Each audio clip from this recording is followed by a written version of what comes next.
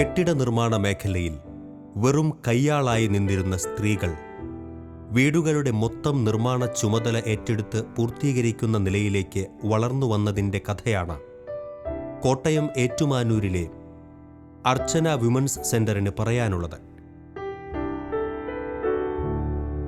ആത്മാഭിമാനത്തോടെ അധ്വാനിച്ച് ജീവിക്കുവാൻ വനിതകളെ പരിശീലിപ്പിച്ച അർച്ചന വിമൻസ് സെന്ററിൻ്റെ പിന്നിട്ട നാൾ വഴികളിൽ ഈ പ്രസ്ഥാനത്തിന് തുടക്കം കുറിച്ച സിസ്റ്റർ ത്രേസ്യാമ്മ മാത്യുവിനെ നമുക്ക് പരിചയപ്പെടാം. കോട്ടയം ജില്ലയിലെ പാല, ഉരുളിക്കുന്നം, പാഴുക്കുന്നേൽ മത്തായിയുടെയും മറിയാമ്മയുടെയും 3 മക്കളിൽ ഇളയവളായി ജനിച്ചു. ദൈവനിയോഗം തിരിച്ചറിഞ്ഞ് കാനഡ ആസ്ഥാനമായ oblate missionaries of Mary immaculate എന്ന സെക്യുലർ സന്യാസിനി സഭയിൽ അംഗമായി. 1952 ഫാദർ ലൂയി മാരി പരാങ് എന്ന വൈദികൻ ആരംഭിച്ചതാണ് സെക്യുലർ ഇൻസ്റ്റിറ്റ്യൂട്ട് വിഭാഗത്തിൽപ്പെടുന്ന ഈ സമൂഹം. ശിരോവസ്ത്രങ്ങളോ പ്രത്യേക അടയാളങ്ങളോ പൊതുസമൂഹത്തിൽ നിന്നും തങ്ങളെ വ്യത്യസ്തരാക്കരുതെന്ന് ആഗ്രഹിക്കുന്നവരാണ് ഇക്കൂട്ടർ. തമിഴ്നാട്ടിൽ ജ്യോതി ജീവപൂർണ എന്ന പേരിൽ രജിസ്റ്റർ ചെയ്തിരിക്കുന്ന ട്രസ്റ്റിന് കീഴിലാണ് ഇന്ത്യയിലെ ഒബ്ലേറ്റ്സിന്റെ സാമൂഹ്യ പ്രവർത്തനങ്ങൾ നടന്നുവരുന്നത്.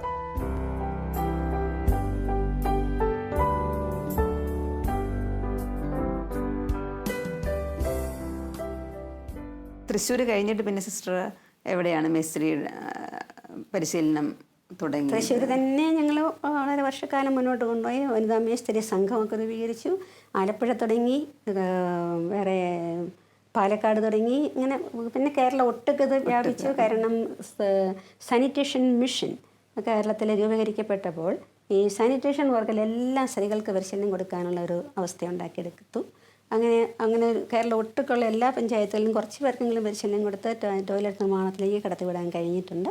പിന്നീട് പല സംസ്ഥാനങ്ങളിൽ നിന്നും വന്ന് പഠിച്ചിട്ടുണ്ട് അവരുകൾ.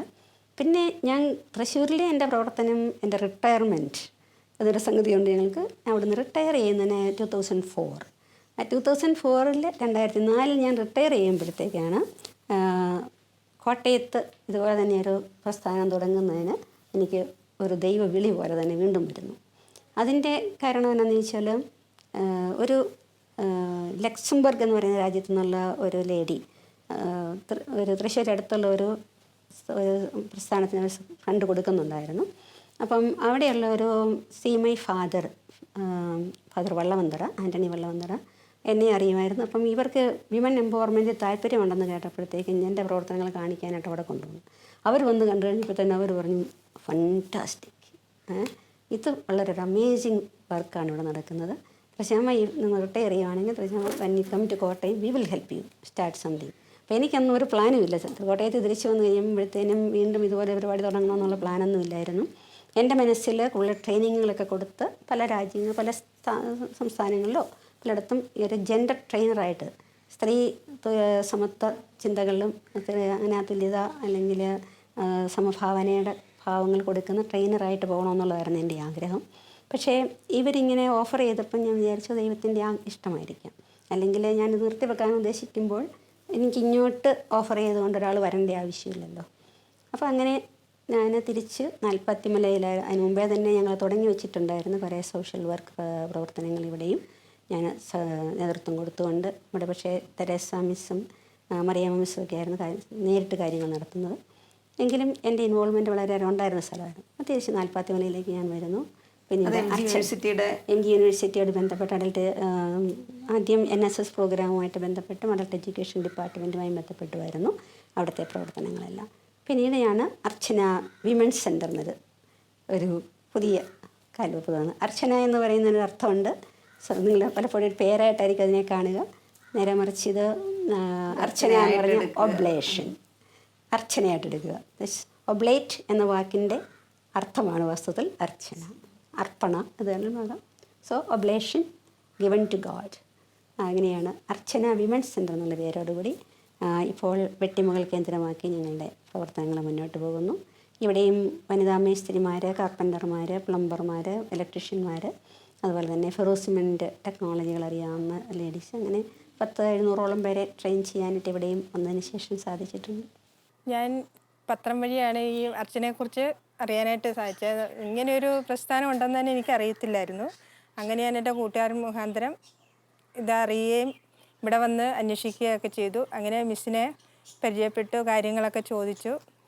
പിന്നെ ഇവിടെ സ്ത്രീകളുടെ ഒരു വർക്ക് ചെയ്യുന്ന സ്ത്രീകൾ തന്നെയാണെന്നുള്ളതും മനസ്സിലായി. അതുകൊണ്ട് എനിക്ക് ഇവിടെ വന്നു കഴിഞ്ഞപ്പോൾ ഒത്തിരി താല്പര്യം തോന്നി. അങ്ങനെ ഞാൻ ഇതിലേക്ക് വന്നിട്ട് ഇപ്പോൾ 9 വർഷത്തോളം ആയി. കാർപ്പൻ്റർ വർക്കായിട്ട് വന്നിട്ട് ഇവിടെ വന്ന് ഒത്തിരി കാര്യങ്ങൾ ഞങ്ങൾക്ക് പഠിക്കാൻ പറ്റി. സോഷ്യൽ വർക്കായിട്ട് ഒത്തിരി ക്ലാസ്സുകളായിട്ടും നമ്മൾ കാർപ്പൻ്റർ വർക്ക് തന്നെയല്ല, അതിൻ്റെ കൂടെ തന്നെ പെയിൻറ്റിങ്, പോളിഷിങ് അങ്ങനെയുള്ള ആ ഇതും ഈ കൂടെ തന്നെ പഠിക്കാനായിട്ട് സാധിച്ചിട്ടുണ്ട്. പിന്നെ ഫർണിച്ചർ വർക്കുകൾ ഞങ്ങളെ മാഷ് കൊണ്ട് എല്ലാ കാര്യങ്ങളും ഞങ്ങൾക്ക് സാധാരണ പഠിക്കുന്ന പോലെയല്ല, കണക്ക് കാര്യങ്ങളും എല്ലാം നല്ലതായിട്ട് പറഞ്ഞു തന്നും ഞങ്ങളെ ചെയ്യിപ്പിക്കാനായിട്ട് പഠിപ്പിക്കുകയും ഞങ്ങൾക്ക് സ്വയമേ ചെയ്യാനായിട്ടുള്ള കഴിവുണ്ടാകുകയും ചെയ്തു. എന്നുവെച്ചാൽ ഞാൻ ഇത്രയും ഒരു നിലയിൽ എത്തുമെന്നുള്ള ആ ഒരു പ്രതീക്ഷ എനിക്കില്ലായിരുന്നു. എന്നുവെച്ചാൽ ഒന്നും ഇതിനെക്കുറിച്ച് ഒരു കാര്യങ്ങളും നമുക്കറിയാൻ പാടില്ലായിരുന്നു.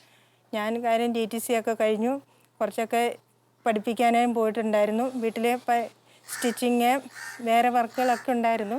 എന്നിട്ട് ഇതിലേക്ക് താല്പര്യമുള്ളതുകൊണ്ട് ഞാൻ ഇതിലേക്ക് തന്നെ ഇവിടെ വന്നു കഴിഞ്ഞപ്പം പിന്നെ എനിക്ക് തുടർന്ന് പഠിക്കണമെന്നുള്ള താല്പര്യവും തോന്നി. അങ്ങനെ മഹാത്മാഗാന്ധി യൂണിവേഴ്സിറ്റിയുടെ പരീക്ഷ എഴുതുകയും അതിന് ഫസ്റ്റ് ക്ലാസ്സോടുകൂടി പാസ്സാകുകയും ചെയ്തു. ഞങ്ങൾക്ക് ഇവിടെ തുടർന്ന് ഞങ്ങളിവിടെ തന്നെ ജോലി ചെയ്യുകയായിരുന്നു. അതിലൂടെ തന്നെ ഞങ്ങൾക്ക് ഞാൻ സെക്കൻഡ് ബാച്ചാണ്. ഫസ്റ്റ് ബാച്ചും സെക്കൻഡ് ബാച്ചുമായിട്ട് സെക്കൻഡ് ബാച്ചിൽ ഞാൻ ഒരാൾ മാത്രമേ ഉണ്ടായിരുന്നുള്ളൂ എഴുതാനായിട്ട് പരീക്ഷയ്ക്ക്. അങ്ങനെ ഫസ്റ്റ് ഇയർ വന്ന ഞങ്ങൾക്ക് ആദ്യമായിട്ട് ഞങ്ങൾക്ക് സ്കൂട്ടർ വാങ്ങിത്തരികയും എനിക്കും ഓംനാസ് സോമൻ എന്ന് പറഞ്ഞ ചേച്ചിക്ക് 2 പേർക്ക് ഞങ്ങൾക്ക് സ്കൂട്ടർ വാങ്ങിത്തരികയും പിന്നെ ഞങ്ങൾ തുടർന്ന് ഇവിടുന്ന് കബോർഡ് വർക്ക്, കിച്ചൺ ക്യാബിനറ്റ് അങ്ങനെ പല വർക്കുകളും വെളിയിൽ പോയും പിടിച്ചാണേലും ഞങ്ങൾ ചെയ്ത് നല്ല നിലയിൽ വന്ന് ഇപ്പോൾ ഇത്രയും ഇതായിട്ട് ഞങ്ങൾക്ക് എവിടെയാണേലും പോയി തനിയെ ചെയ്യുന്നതിനും ഒരു ബുദ്ധിമുട്ടില്ലാതെ ഞങ്ങൾ വർക്ക് ഇപ്പോഴും ഞാൻ വെളിയിൽ ചെയ്തുകൊണ്ടിരിക്കുകയാണ്. പിന്നെ ഇവിടെ തന്നെ എനിക്ക് കരാട്ടയുടെ ക്ലാസ്സുകളുണ്ടായിരുന്നു. ആദ്യം ഞങ്ങൾക്ക് 6 മാസത്തെ ക്ലാസ്സാണ് തന്നിരുന്നത്. ആ ഇതിലൂടെ അതിനോട് ഭയങ്കര താല്പര്യം ആയതുകൊണ്ട് ഞാൻ വീണ്ടും തുടർന്ന് ഇപ്പം ഞാൻ പഠിച്ചുകൊണ്ടിരിക്കുകയാണ്. ഇപ്പം ബ്രൗൺ 4th കിട്ടിയിരിക്കുന്നത്. ഇനിയിപ്പം തുടർന്ന് പഠിച്ച് ഇനി ബ്ലാക്ക് എടുക്കണമെന്നൊരു താല്പര്യമുണ്ട്. അവിടം വരെ എത്തുമെന്ന് അറിയില്ല, എല്ലാം ദൈവത്തിൻ്റെ ഇതുപോലെ. പിന്നെ ഞാൻ എന്നും ഈ അർച്ചനയോട് ഞാൻ കടപ്പെട്ടിരിക്കുകയാണ്. മിസ്സാണ് ഇതിനെല്ലാം ഞങ്ങൾക്ക് ചുക്കാൻ പഠിച്ചു തന്ന മിസ്സിനോട് ഒരിക്കലും നമുക്ക് മറക്കാൻ പറ്റത്തില്ല. അതുപോലെ ഒരു ഇതാണ് എൻ്റെ ജീവിതം. എൻ്റെ പിള്ളേരെ പഠിപ്പിക്കാനും ഒക്കെ ഞാൻ ഈ വർക്ക് കൊണ്ട് തന്നെയാണ് ഇപ്പോഴും പഠിപ്പിച്ചുകൊണ്ടിരിക്കുന്നതും അത് തന്നെയാണ്. എൻ്റെ മൂത്ത കുട്ടി പോളിയിൽ 3rd ഇയർ ഇത്തവണ, ഇളയ കുട്ടി 10th പഠിക്കുന്നു. ഇപ്പം വേറൊരു വരുമാനം എനിക്കില്ല. ഈ ഒരു വരുമാനം കൊണ്ട് മാത്രമാണ് ഇവരുടെ കാര്യങ്ങൾ മൊത്തം നോക്കുന്നത്.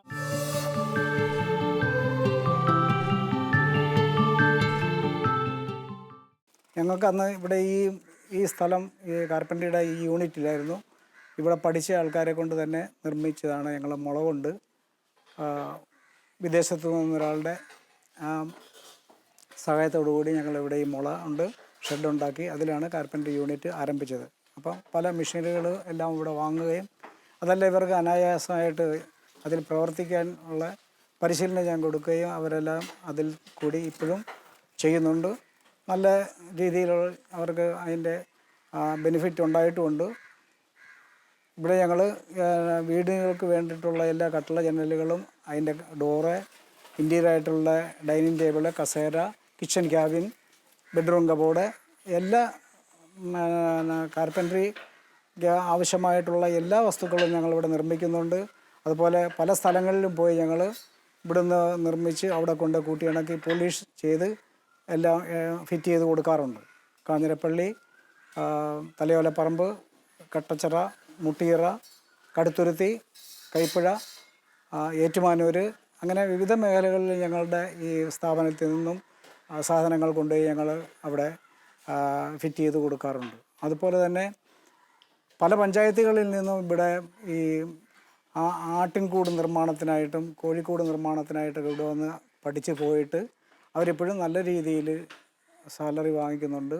അവർ സ്വന്തം ചുരുങ്ങിയ സമയം കൊണ്ട് ഇവിടുന്ന് കാർപ്പൻ്ററി പഠിച്ചിട്ട് അവരവിടെ പോയി നിർമ്മാണം തുടങ്ങിയിട്ടുണ്ട്. അവർക്ക് ആവശ്യമുള്ളപ്പോൾ അവരെ വിളിക്കുകയും ഞാൻ അവരെ പോയി ഹെൽപ്പ് ചെയ്യാനായിട്ട് അവിടെ പോയി അവരെ ഹെൽപ്പ് ചെയ്ത് കൊടുക്കാറുമുണ്ട്. ഇടയ്ക്ക് എന്തെങ്കിലും അവർക്ക് തെറ്റുകുറ്റങ്ങളോ എന്തെങ്കിലും വരാതിരിക്കാൻ വേണ്ടിയിട്ട് അവർ എന്നോട് ഇടയ്ക്ക് ചോദിക്കുകയും ഞാൻ അതിൻ്റെ വിവിധ വശങ്ങളെപ്പറ്റി അവർ പറഞ്ഞ് മനസ്സിലാക്കിയിട്ട് നല്ല രീതിയിൽ അവർ അവിടെ ഇപ്പോഴും പ്രവർത്തിക്കുന്നുണ്ട്. അവർക്ക് അതിൻ്റേതായ വേതനം കിട്ടുന്നുമുണ്ട്. കൂടാതെ ഇവിടെ ഇപ്പം ഞങ്ങൾ ആദ്യം തുടങ്ങിയ ബാച്ചിൽ കൂടാതെ ഇവിടെ കൊത്തുപണിയുടെ ഒരു ക്ലാസ് ഞങ്ങളിവിടെ എടുത്തിട്ടുണ്ടായിരുന്നു. അതിൽ കൂടിയും നല്ല നേട്ടങ്ങൾ അവർക്ക് ഉണ്ടാക്കാൻ സാധിച്ചിട്ടുണ്ട്. വിവിധ സ്ഥലങ്ങളിൽ പോയി അവർക്ക് ഈ കൊത്തുപണി ഹാൻഡിക്രാഫ്റ്റിൻ്റെ മോഡലുകൾ കാണിക്കുകയും അതുപോലെയുള്ള സാധനങ്ങൾ നിർമ്മിക്കാനുള്ള അവസരങ്ങൾ ഇവിടെ ഉണ്ടാക്കി കൊടുക്കുകയും ഇവിടെ ഞങ്ങൾ എക്സിബിഷനൊക്കെ പോകാനായിട്ട് വേണ്ടിയിട്ട് പല സാധനങ്ങൾ നിർമ്മിക്കുകയും അത് വിറ്റഴിക്കുകയും ഒക്കെ ചെയ്യാൻ സാധിച്ചിട്ടുണ്ട്. അതുപോലെ തന്നെ ഇവിടെ ഞങ്ങൾ കൂടുതലും മൾട്ടിവുഡ്, പ്ലൈവുഡ്, MDF അങ്ങനെയുള്ള നോൺ വുഡ് ഉപയോഗിച്ച് ഉണ്ടാകുന്ന കബോർഡുകളും കിച്ചൺ ക്യാബിനറ്റുകൾ എല്ലാം നിർമ്മിക്കുന്നുണ്ട്. അതിലാണ് കൂടുതലും ഇവിടെ എക്സ്പീരിയൻസ് ആയിട്ടുള്ളവർ ഉള്ളത്. അതിന് വേണ്ടിയിട്ടുള്ള ട്രെയിനിങ് പ്രത്യേകം ഇവിടുന്ന് വിദേശത്തു നിന്ന് ആൾക്കാർ വന്ന് ഇവിടെ അവരുടെ ചിലവിൽ മെഷീനൊക്കെ വാങ്ങിച്ച് ഇവിടെ തരികയും അത് ഉപയോഗിക്കേണ്ട രീതിയൊക്കെ പറഞ്ഞ് മനസ്സിലാക്കി ഇവരെ പഠിപ്പിക്കുകയും ഇപ്പോഴും അത് ചെയ്തുകൊണ്ടിരിക്കുന്ന ജോലികളുണ്ട്. അതിനകത്തുള്ളൊരു പ്രത്യേകത എന്ന് പറഞ്ഞാൽ മരം കൂടുതൽ മുറിച്ച് കളയാതെ അല്ലെ കുടുംബം ഉണ്ടാക്കാതെ ചെറിയ നീളത്തിൽ ഉള്ള കഷ്ണങ്ങൾ ഉപയോഗിച്ച് അതിന് കുടുംബ തുളയിട്ട് ജോയിൻ്റ് ചെയ്ത് ഫിസ്റ്റോൾ മെഷീൻ എന്ന് പറഞ്ഞൊരു മെഷീൻ കൊണ്ട് അത് ഉപയോഗിക്കുന്ന രീതി അവർ പഠിപ്പിച്ച് അത് ഇവരിവിടെ ചെയ്യുന്നുണ്ട്. അതുകൂടാതെ വെളിയിൽ നിന്ന് ഇവിടെ തടി പ്ലെയിൻ ചെയ്യാനും കടയാനും ഒക്കെ ഉള്ള അവസരങ്ങളുള്ളപ്പോഴത്തെ അവർ വന്ന് ഇവിടെ ചെയ്യുകയും കടഞ്ഞ് കൊണ്ടുപോവുകയും ചെയ്തിട്ടുണ്ട്. ഇപ്പോൾ ഇവിടെ ഞാനിപ്പം വന്നിട്ട് 11 വർഷമായിട്ട് ഇപ്പോൾ ഈ കാർപ്പൻട്രി യൂണിറ്റ് ഇതുപോലെ തന്നെ നിലനിർത്തിക്കൊണ്ട് പോവുകയാണ്.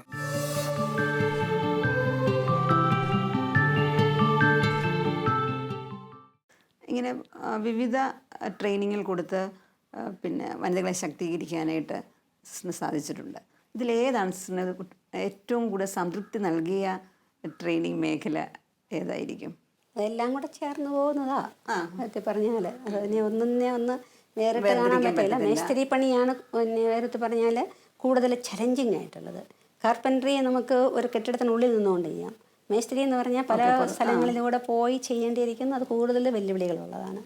അപ്പം അതിനകത്ത് അവർ ത്രില്ലോടെ ചെയ്യുന്നു, വിജയിക്കുന്നു എന്ന് കാണുന്നതൊക്കെ ഒരു വാർക്കപ്പണിയൊക്കെ ചെയ്യുന്നു എന്നൊക്കെ കാണുമ്പോഴത്തേനും ഇത്രയും സാധിക്കുന്നല്ലോ എൻ്റെ പെണ്ണുങ്ങളെ കണ്ട്, എൻ്റെ സ്ത്രീകളെ കണ്ടെന്നുള്ളൊരു ത്രില്ലുണ്ട്. എനിക്ക് തോന്നുന്നു അർച്ചന വിമൻ സെൻ്ററിൻ്റെ ആ ഒരു ബിൽഡിങ്ങും വനിതകൾ തന്നെയാണ്. അതെ, പ്രധാന ഭാഗങ്ങൾ മുഴുവനും സ്ത്രീകളാണ് പണിത്. വാർക്കപ്പണിയിൽ അല്ലെങ്കിൽ അതിൻ്റെ ഫിനിഷിംഗ് വർക്കിലൊക്കെ പുരുഷന്മാരെയും കൂടെ, കാരണം അത്രയും വലിയ കെട്ടിടമല്ലേ, നമ്മൾ ചെയ്തിട്ടുണ്ടെന്നേ ഉള്ളൂ. എങ്കിലും അതിൻ്റെ കട്ട മുഴുവൻ ഉണ്ടാക്കിയത് നമ്മുടെ ബ്രിക്ക് മേക്കിംഗ് യൂണിറ്റിലാണ്. അതുപോലെ തന്നെ അതിൻ്റെ ഓരോ കട്ടയും കെട്ടിപ്പൊക്കിയത് എത്ര ആവേശത്തോടെയാണെന്നറിയാമോ നമ്മുടെ സ്ത്രീകൾ. അതുപോലെ കട്ടള ജനല മുഴുവൻ ഉണ്ടാക്കിയതും വെച്ചതും സ്ത്രീകളാണ്. അതായത് അതൊക്കെ ആ വെച്ച് കെട്ടിക്കൂടെ നിന്നുകൊണ്ട് അന്നൊന്നും ലിഫ്റ്റൊന്നും ഉണ്ടായിരുന്നില്ല. ഇന്ന് ഞങ്ങൾക്ക് ലിഫ്റ്റൊക്കെ ഉണ്ട്, പക്ഷെ അന്ന് ലിഫ്റ്റൊന്നും ഉണ്ടായിരുന്നില്ല. വെറും വെച്ച് കെട്ടിൽ കൂടെ നിന്നുകൊണ്ട് ഈ വലിയ കൊട്ടളയൊക്കെ പൊക്കി അവർ വെക്കുന്നത് കാണുമ്പോൾ എനിക്ക് തന്നെ പേടിയുണ്ട്. ഓരോരോ we want to do it എന്നായിരുന്നു അവർ പറയുന്നത്. സോഷ്യൽ ട്രെയിനിങ് ഒക്കെ സ്വാധീനിച്ചിട്ടുണ്ട്, ഭയങ്കര സ്ട്രോങ് ആക്കിയിട്ടുണ്ട്. ഞങ്ങളുടെ മിക്കവാറും എല്ലാ സ്ത്രീകൾക്കും വണ്ടി ഓടിക്കാൻ പഠിപ്പിച്ചിട്ടുണ്ട് ഞങ്ങൾ. കാരണം ഈ സഞ്ചാര സ്വാതന്ത്ര്യം എന്ന് പറയുന്നത് ഭയങ്കര ഇമ്പോർട്ടൻ്റ് ആണ് ഒരു സ്ത്രീയെ സംബന്ധിച്ച്. നമ്മളുടെ നാട്ടിൽ എപ്പോഴും പെൺകുട്ടികൾക്കൊരു നമ്മൾ പേടിപ്പിച്ച് പിന്നാക്കം നിർത്തുകയാണ് നമ്മൾ ചെയ്യുന്നത്. വണ്ടി ഓടിക്കരുത്, അയ്യോ പെൺപിള്ളേർ വണ്ടി അയ്യോ എന്നൊരു പേടിപ്പിക്കും. ഇത് ആ പേടി മാറ്റിയെടുക്കത്തക്ക പോലെ ഞങ്ങൾ തന്നെ ട്രെയിനിങ് കൊടുത്ത് മിക്കവാറും പേരെയും സ്കൂട്ടർ വാങ്ങിപ്പിച്ച് ചെറിയൊരു സഹായം ഞങ്ങളും പ്രോത്സാഹനം ഞങ്ങളും കൊടുക്കും. വനിതകൾക്ക് ആ ഒരു അവിടെ കൊണ്ടുപോകാൻ ആരും ഇല്ലാത്തത് കൊണ്ട് പോകാതിരിക്കുന്ന ഒരുപാട് കാര്യം. എപ്പോഴും ഡിപ്പെൻഡൻസി ക്രിയേറ്റ് ചെയ്ത് നിർത്തുന്ന രീതിയിലാണ് നമ്മുടെ പെൺകുട്ടികൾ നമ്മൾ വളർത്തുന്നത് മുഴുവൻ. ആ ഡിപ്പെൻഡൻസിയിൽ നിന്ന് അവർ മാറിക്കൊണ്ട് അവരും കൂടെ സ്വതന്ത്രമായിട്ട് ചിന്തിക്കാൻ, സ്വതന്ത്രമായിട്ട് എന്നിട്ടേ അവരുടെ ചോയ്സസ് കറക്റ്റ് ആകത്തുള്ളൂ. അതല്ലെങ്കിൽ നമ്മൾ ഫോഴ്സ്ഡ് ആവുകയാണ് ചില കാര്യങ്ങൾ ഉൾക്കൊള്ളാനായിട്ടൊക്കെ. സമൂഹത്തിലെ ഒരു വലിയ മാറ്റം എന്ന് പറയുന്ന ആ ഒരു ഫ്രീഡത്തോടു കൂടിയ ചോയ്സുകൾക്കാണ്, അല്ലാതെ അടിച്ചേൽപ്പിക്കുന്ന ചോയ്സ് അല്ല. അപ്പോൾ അങ്ങനെ ചിലപ്പോൾ അവർക്ക് കാരണം പണിസ്ഥലത്തേക്കൊക്കെ സ്വതന്ത്രമായിട്ട് അവർക്ക് പോകാം. വണ്ടി ഓടിച്ച് ബസ്സും കാത്തു നിന്ന് സമയം പോകുന്ന പ്രശ്നമൊന്നുമില്ല. സിസ്റ്ററിൻ്റെ ഈ 2004 കേരളത്തെ ആകെ പ്രത്യേകിച്ച് കൊല്ലം ജില്ലയിലെ പിടിച്ചു കുലുക്കി വന്നായിരുന്നു സുനാമി. അപ്പം അവിടെ സിസ്റ്ററിൻ്റെ പ്രവർത്തനങ്ങൾ ഏവരും പ്രശംസിച്ച പ്രവർത്തനങ്ങളാണ് സിസ്റ്റർ കാഴ്ചവെച്ചത്. അതൊരു ആ പ്രവർത്തനങ്ങളൊന്ന് സിസ്റ്റർ അതൊരു വലിയ സംഭവമായിരുന്നു. ഞാൻ റിട്ടയർ ചെയ്ത് വന്ന ഉടനെ എനിക്ക് നല്ല സുഖമില്ലാതിരിക്കുന്ന സമയമായിരുന്നു. നടുവേദന കാരണം ഭയങ്കര കിടക്കുന്ന ഒരു സമയമായിരുന്നു. പക്ഷേ ഇത് ഉണ്ടായി കഴിഞ്ഞപ്പോൾ തന്നെ എൻ്റെ വനിതാ മേസ്ത്രിമാരിൽ കൊല്ലത്തുനിന്നുണ്ടായിരുന്ന വനിതാ മേസ്ത്രി മരിച്ചു. അതുപോലെ തന്നെ കുറേയേറെ വനിതാ മേസ്ത്രിമാരുടെ വീടുകളെല്ലാം നഷ്ടപ്പെട്ടു. കുഞ്ഞുങ്ങൾ ഒരാളുടെ കുഞ്ഞ് ഒഴുകിപ്പോയി. അത് കേട്ട് കഴിഞ്ഞപ്പോൾ തന്നെ എൻ്റെ നടുവേദനയൊക്കെ പമ്പാടുന്നു.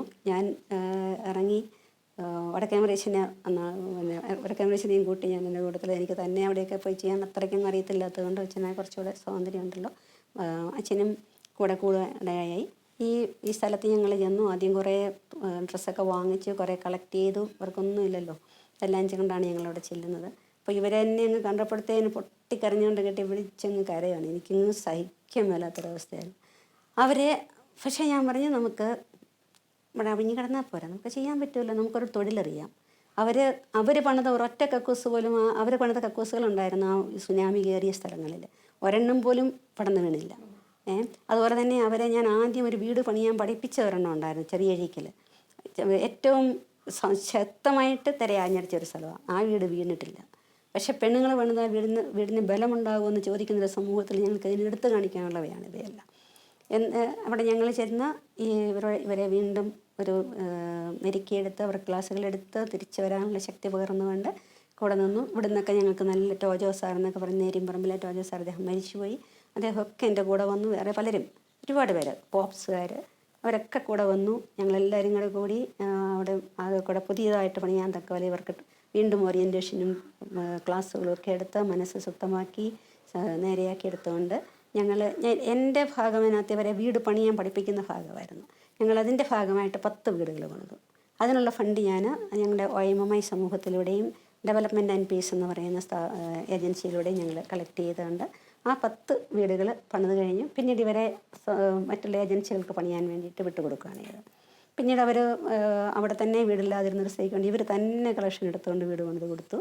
അങ്ങനെ വളരെ മുന്നോട്ട് പോകാൻ ഈ വീടുകൾ തൊട്ടടുത്ത മനോരമയുടെയും മറ്റു പലരുടെയും വീടുകളിൽ അവിടം പൊളിഞ്ഞു പോയി ഇവിടം പൊളിഞ്ഞു പോയി എന്ന് പരാതിയായിട്ട് ഇവരുടെ വീടുകളിൽ ഞങ്ങൾ ഇടയ്ക്ക് വിസിറ്റ് ചെയ്യാൻ ചെല്ലും. അപ്പോൾ അവർ ഓടി വരുമായിരുന്നു, അയ്യോ സാറുമാരെ ഇവിടെ വന്ന് ഞങ്ങളുടെ വീടൊന്ന് നോക്കുക, അയ്യോ സ്ത്രീകളെ കൊണ്ട് പണിയിപ്പിച്ചാൽ മതിയായിരുന്നു ഞങ്ങളുടെ വീട്, ഇവിടെ തന്നെ ഒന്നും ഒരു കേടുമില്ല, അവിടെ എങ്ങനെ കേടാണ് എങ്ങനെയാണ് ഇങ്ങനെയൊക്കെ പറഞ്ഞുകൊണ്ട് വരാറുണ്ട്. അത് ഞങ്ങൾക്ക് വലിയൊരു അഭിമാനമാണ്. ഇപ്പോഴും ഞങ്ങൾ വല്ലപ്പോഴും പോകാറുണ്ട്. ആ വീട്ടുകാരൊക്കെ ഹാപ്പി ആയിട്ടാണ്.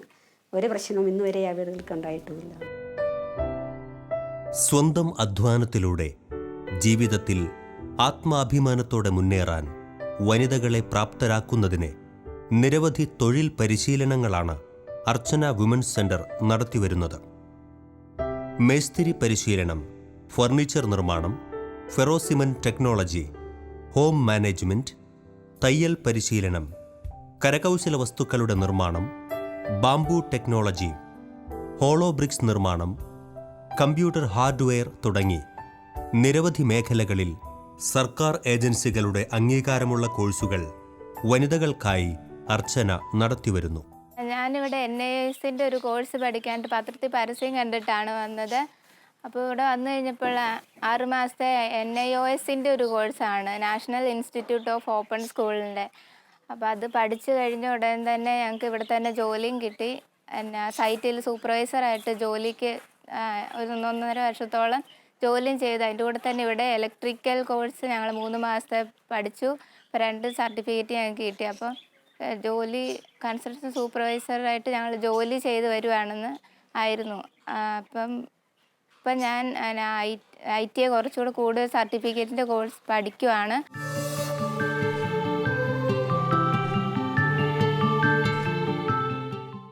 സിസ്റ്റർ പറഞ്ഞല്ലോ കമ്മ്യൂണിറ്റി ലൈഫ് അവോയ്ഡ് ചെയ്യുന്ന ഒരു സന്യാസ സമൂഹമാണ് നിങ്ങളുടെ എന്ന് പറഞ്ഞു. അപ്പോൾ എങ്ങനെയാണ് നിങ്ങൾ തമ്മിലുള്ള ബന്ധം കീപ്പ് ചെയ്യുകയും കമ്മ്യൂണിക്കേഷനൊക്കെ എങ്ങനെയാണ്? വളരെ പ്രധാനപ്പെട്ട ഒരു ചോദ്യമാണത്. ഞങ്ങൾക്കൊരു കമ്മ്യൂണിറ്റി ലിവിങ് ഇല്ലാത്തത് കൊണ്ട് തന്നെ ഞങ്ങളുടെ ബന്ധങ്ങൾ വളരെ സുശക്തമാണെന്ന് വേണമെങ്കിൽ പറയാം. എല്ലാവരും പരസ്പരം കാണാനും ഒന്നിച്ചു കൂടാനും കാത്തിരിക്കുന്നൊരവസ്ഥയായിരിക്കും. എല്ലാ മാസവും നിർബന്ധമായിട്ട് ഞങ്ങൾക്ക് കൂടിയിരിക്കണം എന്നുള്ള ഞങ്ങളുടെ ഒരു മസ്റ്റാണ്. അതിൽ സാധാരണ സെക്കൻഡ് സാറ്റർഡേ സൺഡേകളിലാണ് ഞങ്ങൾ ഒന്നിച്ചു കൂടാറുള്ളത്. അതിന് ആ സമയത്ത് ഞങ്ങൾക്ക് പഠിക്കാനുള്ള പ്രത്യേക വിഷയങ്ങളുണ്ടാവും. അതുപോലെ തന്നെ ഞങ്ങളുടെ അപ്പോസ്തലിക് ലൈഫിനെ കുറിച്ച് എങ്ങനെയാണിത് പോകുന്നത്, എന്തൊക്കെ പ്രതിസന്ധികളാണുള്ളത്, അല്ലെങ്കിൽ എന്തൊക്കെ പുതിയ പുതിയ കാര്യങ്ങളാണ് ഓരോരുത്തർക്കും ചെയ്യാൻ സാധിക്കുന്നത്, അല്ലെങ്കിൽ പുതിയ കാഴ്ചപ്പാടുകൾ ഉണ്ടാകാനായിട്ട് ഞങ്ങളുടെ ഷെയറിങ്, അങ്ങനത്തെ എല്ലാം. പിന്നെ ഇൻറ്റൻസീവായിട്ടുള്ള പ്രാർത്ഥന, ഒന്നിച്ചുള്ള പ്രാർത്ഥനകൾ, ആരാധന, അങ്ങനെയൊക്കെയുള്ള പരിപാടികളെല്ലാം ആ സമയത്തുണ്ടാകും. അപ്പോൾ ഈ മാസത്തിൽ ഒന്ന് കൂടുക എന്നുള്ളതാണ് ഞങ്ങളുടെ കമ്മ്യൂണിറ്റി ലിവിങ്ങിൻ്റെ ഒരു ബോണ്ട് ഓഫ് ബിലോങ്ങിങ് നിലനിർത്തിക്കൊണ്ടിരിക്കുക. അത് കൂടാതെ നിരന്തരം അങ്ങോട്ടും ഇങ്ങോട്ടും കമ്മ്യൂണിക്കേഷൻസ്, ഫോൺ വിളികളിലൂടെയും മറ്റുമെല്ലാം ഉണ്ടാവും. ബർത്ത്ഡേ വിഷസ് കൊടുക്കുക, അങ്ങനെ എല്ലാ കാര്യങ്ങളും. ആർക്കെങ്കിലും അസുഖം വന്നാൽ ഉടനെ ആളിൻ്റെ ആവശ്യത്തിന് വേണ്ടി എത്തുക എന്നുള്ളത്, അതിനുള്ള സംവിധാനങ്ങൾ. പിന്നെ ഞങ്ങൾക്കൊരു ഓരോരുത്തർക്കും ഓരോ ചുമതലപ്പെട്ട ഒരാളുണ്ട്, അസൈൻഡ് ഡയറക്ടേഴ്സ് എന്നാണ് പറയുക. അപ്പോൾ വ്യക്തിഗതമായ കാര്യങ്ങൾ എന്തെങ്കിലും ഉണ്ടായാലും പങ്കുവയ്ക്കാനും അവർക്ക് ചോദിക്കാനും പറയാനും ആലോചിക്കാനും ഒക്കെ ഒരു പേഴ്സണൽ ഫ്രണ്ട് ഇൻസ്റ്റിറ്റ്യൂട്ടിൽ തന്നെ ഉണ്ടായിരിക്കും. അത് വേറെ സാധാരണ ഉണ്ടാകുന്നില്ല. എല്ലാവർക്കും നേരിട്ട് സുപ്പീരിയറുമായിട്ടാണ് സാധാരണ ബന്ധം വേണ്ടിയിരിക്കുക. ഇവിടെ അതിലും വളരെ വളരെ ലിബറായിട്ട്, സുപ്പീരിയറിനെ പേടിച്ചിട്ടോ അല്ലെങ്കിൽ ആ രീതിയിലൊന്നും വേണ്ട.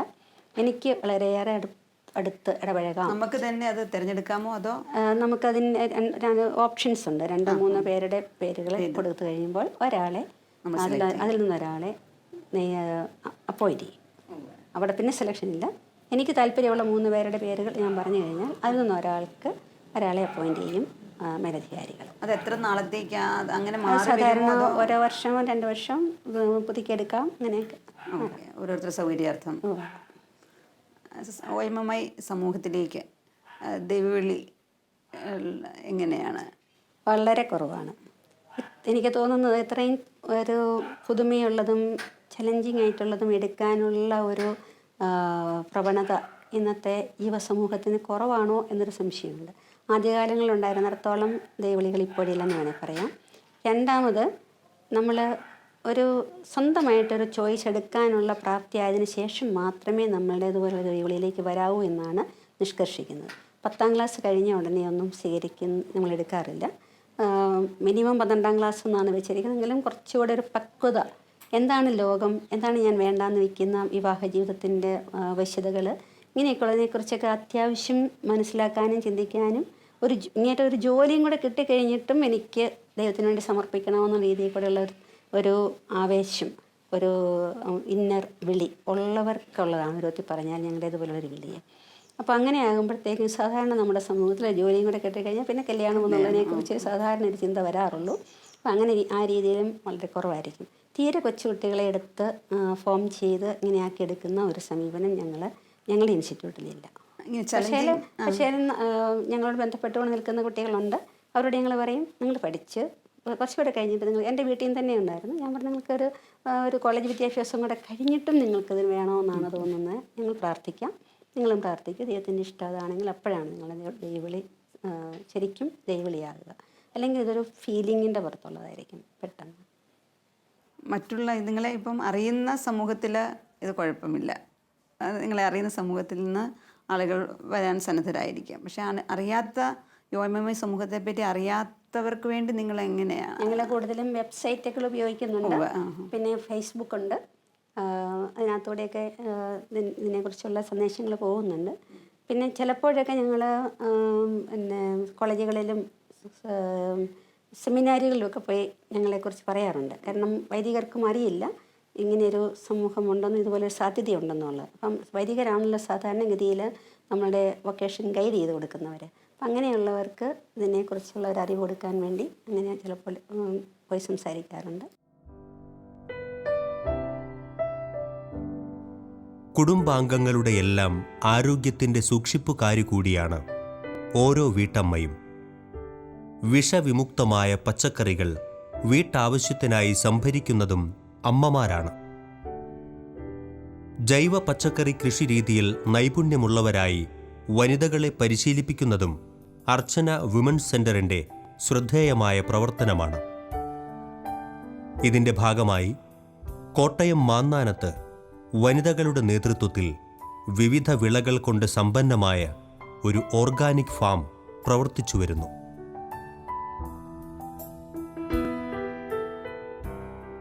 അർച്ചനയിൽ 2003 മുതൽ പ്രവർത്തിച്ചു വരുന്നുണ്ട്. അവിടുത്തെ വിവിധ ട്രെയിനിങ്ങുകൾക്ക് നേതൃത്വം കൊടുത്തിരുന്ന് മിസ്സിൽ നിന്നും മിസ്സ് വിട്ട് തന്നെ 1000-ഓളം ട്രെയിനിങ്ങുകൾ അറ്റൻഡ് ചെയ്തിട്ടുണ്ട്. Personality development, leadership training, mason, carpentry, ferrocement technology, life skill education, man catching, mind power, TCI തുടങ്ങി ഒട്ടനവധി ട്രെയിനിങ് പ്രോഗ്രാമുകളിൽ പങ്കെടുത്തിട്ടുണ്ട്. അപ്പോഴാണ് നമ്മുടെ സമൂഹത്തിൻ്റെ ഏറ്റവും വലിയ ഒരു ആവശ്യമാണ് ഈ ജൈവ കൃഷി പ്രോത്സാഹിപ്പിക്കുക, അതിലേക്ക് ജനങ്ങളെ കൊണ്ടുവരിക എന്നുള്ളത്. അപ്പോൾ അങ്ങനെ ഒരാശയം മിസ്സ് ഞങ്ങളോട് പറയുകയും അതിൻ്റെ വെളിച്ചത്തിൽ എനിക്ക് ഏറ്റവും ഇഷ്ടമുള്ളൊരു മേഖല കൂടിയായിരുന്നു. അങ്ങനെ യൂണിവേഴ്സിറ്റിയിൽ നിന്നും ഇതിനെക്കുറിച്ച് ആധികാരികമായിട്ട് തന്നെ അറിവ് നേടിയെടുക്കാൻ ശ്രമിച്ച് MG യൂണിവേഴ്സിറ്റിയുടെ ലൈഫ് ലോങ് ലേണിംഗ് എഡ്യൂക്കേഷനിൽ നിന്നും 6 മാസത്തെ കോഴ്സ് കംപ്ലീറ്റ് ചെയ്ത് A ഗ്രേഡോടുകൂടി തന്നെ പാസ്സായി. അതിനുശേഷം ഇവിടെ ഞങ്ങൾ ഈ ഓർഗാനിക് ഫാമിങ്ങിലേക്ക് കടന്ന് എല്ലാ കൃഷി രീതികളും, അതായത് ഒരു വീട്ടിലേക്ക് വേണ്ട എല്ലാ സാധനങ്ങളും തന്നെ നമ്മുടെ ഈ ഫാമിൽ ഉൽപ്പാദിപ്പിക്കുന്നുണ്ട്.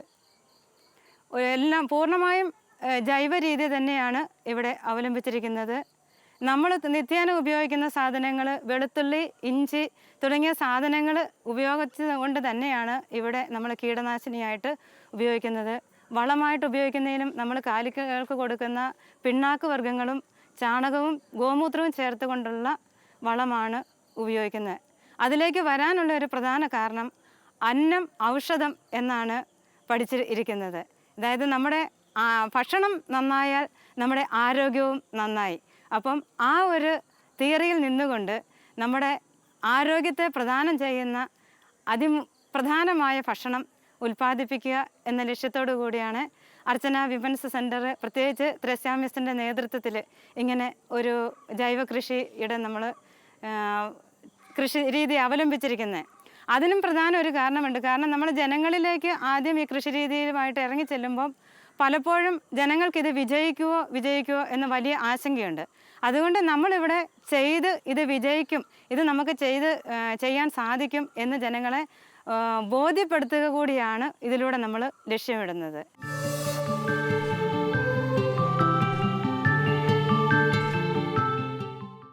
ഒത്തിരിയേറെ വിദേശ രാജ്യങ്ങൾ സന്ദർശിക്കുവാനും അതോടൊപ്പം തന്നെ സിസ്റ്ററിൻ്റെ പ്രവർത്തനങ്ങൾ അവരിലെത്തിക്കുവാനും ക്ഷണിതാവായിട്ടൊക്കെ സിസ്റ്റർ പോയിട്ടുണ്ട് ഓരോ സംഘടനയുമായിട്ട് ബന്ധപ്പെട്ട്. ആ അനുഭവങ്ങൾ ഒന്ന് സിസ്റ്റർ വിശദീകരിക്കാമോ? പ്രത്യേകിച്ചും ഈ വനിതാ മേസ്ത്രി പ്രസ്ഥാനം എന്ന് പറയുന്ന ഒരു പരിപാടിയിലൂടെ വളരെ വിഭിന്നമായ ഒരു സ്ത്രീ ശാക്തീകരണ പരിപാടികളും അതുപോലെ തന്നെ ഒരു സ്ത്രീ മുന്നേറ്റത്തിനും അല്ലെങ്കിൽ സ്ത്രീകൾക്ക് അവരുടെ തന്നെ സ്വത്വവും കഴിവുകളും കണ്ടെത്താനായിട്ട് ഉള്ള ഒരുപാട് പ്രോഗ്രാംസുമൊക്കെ സംഘടിപ്പിക്കാറുള്ളതിൻ്റെ പേരിൽ പലയിടത്തേക്കും ക്ഷണിക്കപ്പെട്ടിട്ടുണ്ട്. പിന്നെ അമേരിക്കയിൽ നീണ്ട പ്രസ്ഥാനങ്ങൾക്ക് വേണ്ടി പോകാൻ കഴിഞ്ഞിട്ടുണ്ട്. നെതർലൻഡ്സിൽ പല കോൺഫറൻസുകൾക്കും വിളിച്ചിട്ടുണ്ട്. പ്രത്യേകിച്ചും വാട്ടർ ആൻഡ് സാനിറ്റേഷനുമായി ബന്ധപ്പെട്ട് പ്രവർത്തിച്ചിരുന്നതുകൊണ്ട് ജെൻഡർ അംബാസഡർ എന്നൊരു പേരിൽ തിരഞ്ഞെടുക്കപ്പെട്ടിരുന്നു. അങ്ങനെ വേൾഡ് വാട്ടർ കോൺഫറൻസുകളിൽ പലയിടത്തും പല സ്ഥലങ്ങളിൽ പങ്കെടുക്കാനായിട്ടും അവിടെ ഒരു വാട്ടറുമായി ബന്ധപ്പെട്ട കാര്യങ്ങളിലെല്ലാം ഒരു സ്ത്രീപക്ഷ ചിന്ത കൊണ്ടുവരുവാനായിട്ട് സ്ത്രീകൾക്ക് അനുകൂലമായ രീതിയിൽ പദ്ധതികൾ രൂപീകരിക്കാനും ഒക്കെയുള്ള ഇടപെടലുകൾ കൊടുക്കാൻ വേണ്ടിയിട്ടുള്ള ഒരു അവസരങ്ങൾ അങ്ങനെ ഒരുപാട് ലഭിച്ചിട്ടുണ്ട്. പ്രധാനമായിട്ട് UN-ലൊക്കെ പോകാൻ കഴിഞ്ഞു എന്നുള്ളതൊരു വലിയൊരു സന്തോഷമാണ്. അതവൻ്റെ ഒരു സുഹൃത്ത് വഴിയാണ് അത് അറേഞ്ച് ചെയ്യാൻ സാധിച്ചത്. UN-ൻ്റെ 51ാം സോഷ്യൽ ആൻഡ് എക്കണോമിക് സമ്മേളനം എന്ന് പറയുന്നൊരു പരിപാടിയിലായിരുന്നു. ഒരു അവിടെ തന്നെ വർക്ക് ചെയ്തുകൊണ്ടിരിക്കുന്ന ഒരാൾക്കെന്നെക്കുറിച്ചും എൻ്റെ പ്രവർത്തനങ്ങളെക്കുറിച്ചും അറിയാമായിരുന്നത് കൊണ്ടാണ് അങ്ങനെയൊരു പരിപാടി ഓർഗനൈസ് ചെയ്യാൻ കഴിഞ്ഞത്. അതൊരു വലിയൊരു അനുഭവമായിരുന്നു. ഒരുപാട് രാജ്യങ്ങളിൽ നിന്നുള്ള ആൾക്കാരുടെ അടുത്ത് ഇത് പ്രസൻറ്റ് ചെയ്യാനും അവരൊക്കെ വളരെയേറെ പ്രചോദിതരായി എന്ന് പറയുവാനും പിന്നീടും പല പ്രാവശ്യം കോണ്ടാക്ട് ചെയ്തുകൊണ്ട് ഇതിനെക്കുറിച്ച് പഠിക്കാനൊക്കെ ശ്രമിച്ചു എന്നൊക്കെ ഉള്ളതൊക്കെ വളരെ സന്തോഷമുണ്ടായിരുന്നു. വനിതാ മേസ്തിരി പ്രസ്ഥാനം ആരംഭിച്ച് 1/4 നൂറ്റാണ്ട് പിന്നിട്ടു കഴിഞ്ഞു. സിസ്റ്റർ ത്രേസ്യാമ്മ മാത്യുവിനെ തേടി ഒട്ടേറെ അംഗീകാരങ്ങളാണ് ഇക്കാലയളവിൽ എത്തിച്ചേർന്നത്. സംസ്ഥാന തലത്തിലും ദേശീയ തലത്തിലും മാത്രമല്ല, ആഗോളതലത്തിൽ വരെ സ്ത്രീ ശാക്തീകരണ രംഗത്ത് സിസ്റ്റർ ത്രേസ്യാമ്മയുടെ അർച്ചന മോഡൽ ഏറെ ശ്രദ്ധിക്കപ്പെട്ടു. അംഗീകാരങ്ങളിലും അഭിനന്ദനങ്ങളിലും മതിമറന്നു പോകാതെ പുതിയ സാധ്യതകളും പുത്തൻ സ്വപ്നങ്ങളുമായി സിസ്റ്റർ തൻ്റെ യാത്ര തുടരുകയാണ്.